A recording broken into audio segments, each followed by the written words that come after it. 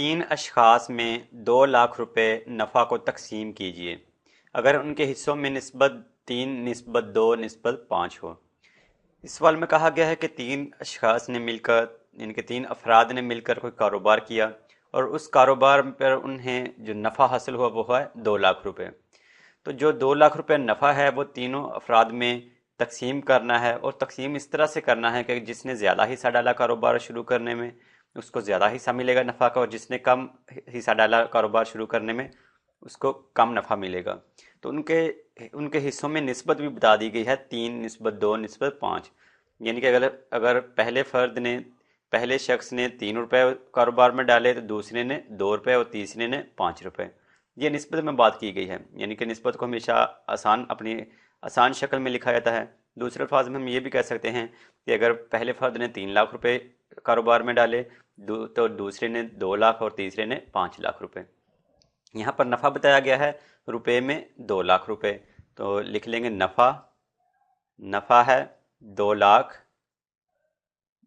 لاکھ روپے، اور اس پر جو حصوں میں نسبت بتائی گیا ہے 3:2:5، لکھ لیں گے حصوں میں نسبت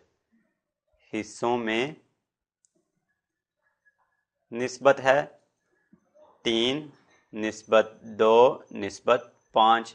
اب اس کے بعد جو نسبت بتائی گئی ہے اس کو جمع کر لیں گے، یعنی کہ اس کو لکھ لیں گے نسبتی مجموعہ، یعنی کہ جو نسبتیں بتائی گئی ہیں ان کو جمع کر لیں گے، نسبتی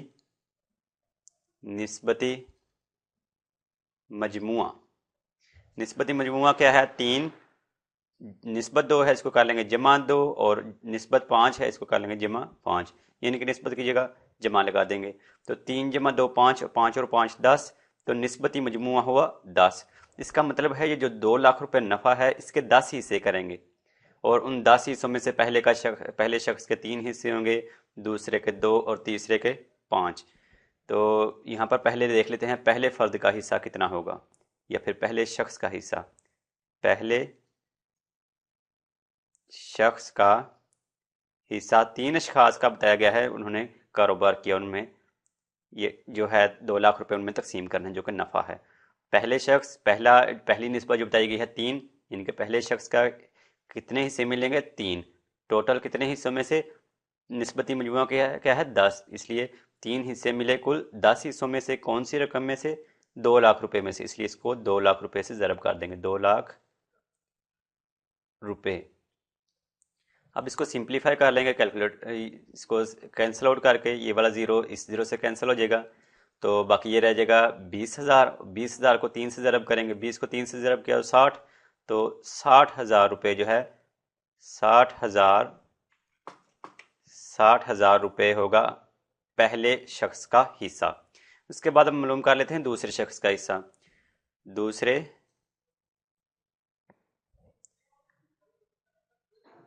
شخص کا حصہ، اور نسبتی جو بتائی گئی ہے اس میں دوسرے نمبر پہ آ رہی ہے نسبت 2، یعنی کہ 3 پہلے جو شخص ہے اس کا حصہ، دوسرے کی نسبت ہے 2، تو اس لیے اس کو 2 حصے ملیں۔ کتنے کل حصوں میں سے؟ نسبتی مجموعہ ہے 10، کل 10 حصوں میں سے 2 حصوں ملیں گے، کون سی رقم میں سے؟ 2 لاکھ روپے میں سے، تو اس کو ضرب کر دیا 2 لاکھ سے۔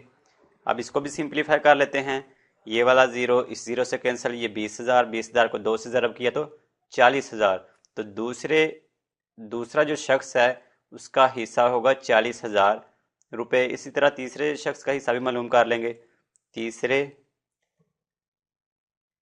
شخص کا حصہ، اس میں دیکھنی ہے نسبت کیا آ رہی ہے تیسرے شخص کی؟